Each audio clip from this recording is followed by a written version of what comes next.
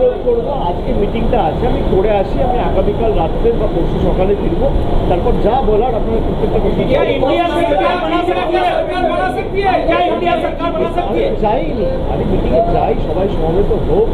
কালকে এত রাত অব্দি কাউন্টিং প্রসেস চলেছে, ভোর 4টে অব্দি কাউন্টিং প্রসেস চলেছে, এখনো অর্ধেক রাজনৈতিক দলের প্রতিনিধিরা দিল্লিতে এসে পৌঁছায়নি। আগে মিটিংটা হোক, তারপর আপনারা যা প্রশ্ন করবেন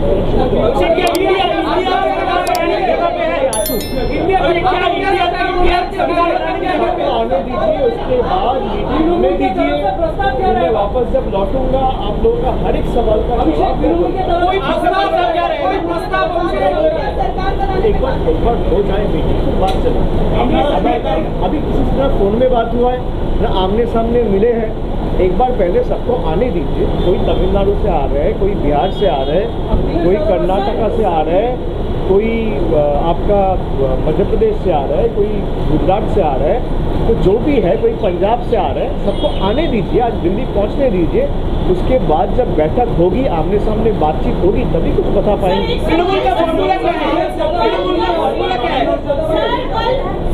सीएम ने बोला था कांग्रेस की तरफ से कोई इंटीमेशन नहीं आया था, फिर बाद में आया, कोई जानकारी दी गई इस मीटिंग के बारे में? जी, वो प्रेस कॉन्फ्रेंस के बाद एक इंटीमेशन ज़रूर आया है और इसी के लिए मैं आज जा रहा हूँ। और उन्होंने, हमारे जो पार्टी लीडर है चेयरपर्सन ममता जी ने भी यही कहा था कि अगर कोई उनके तरफ से कोई भी इन्विटेशन आए तो पार्टी की तरफ से मैं वहाँ जाऊँगा। तो प्रस्ताव आए हैं, इन्विटेशन आए हैं, मैं जा रहा हूँ।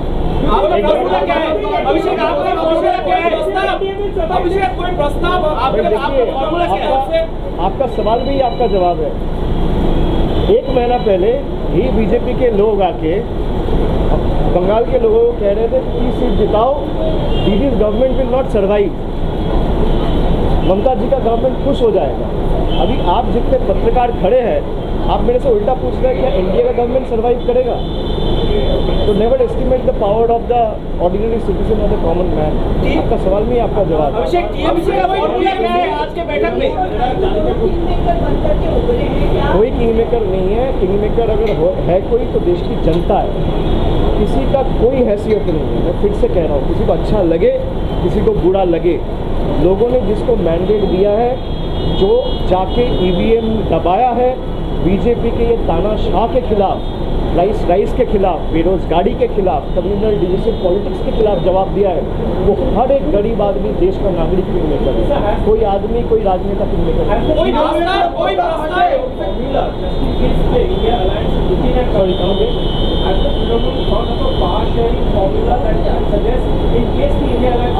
The deliberation has not even started. So let me go meet the people and the relevant stakeholders from different other political parties, and once we come to certain conclusions, I will give each and every one. पहले मिलने दीजिए, क्या प्रस्ताव रहेगा? अकेला तुम वहाँ पे मेरा मीटिंग हो नहीं रहा है। ऐसे बहुत सारे पार्टियाँ हैं जो 2 सीट जीत के आए हैं, वो भी आएंगे, जो 37 सीट जीत के आए वो भी आएंगे, हम 29 सीट जीते हम भी जाएंगे। एक बार जाने दीजिए, मिलने दीजिए, उसके बाद সময় কথা বলবে, মানুষের উপর ছাড়ুন না।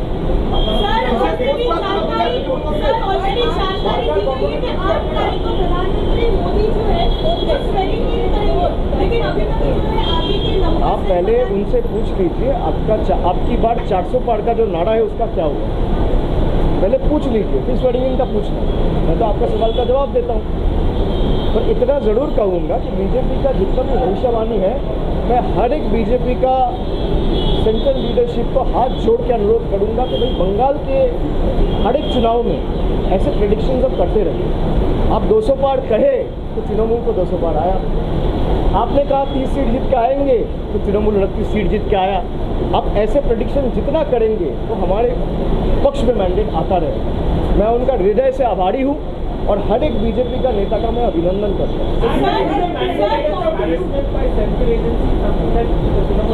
It's a culmination of everything. You're not supposed to. What has the government done? You have been seeing the rallies of BJP leadership over the last 2.5, 3 months. Has they been able to furnish their report card or present the developmental works that they have done in the last 10 years? They have failed. And That is why they have resorted to this divisive communal politics time and again. But people have given their mandate. And in a democracy, people has the last word. So I salute and go before everyone who has uprooted these communal forces and given a befitting reply to these divisive forces, to the people who have only used a section of judiciary, a section of the media, central investigative agencies, institutions like Election Commission of India, paramilitary forces, to oppress, to just, bulldoze and ramrod what they have been wanting to do. And they should learn from yesterday's mandate that in a country and a vast democracy like ours, it's not the leaders or the BJP top brass or the Prime Minister or the Home Minister or any other central minister for that matter who will have the last word. It's the people of the country who have the last word. ये दिखाता है कि भाई जनता का आक्रोश किस level तक BJP के खिलाफ है.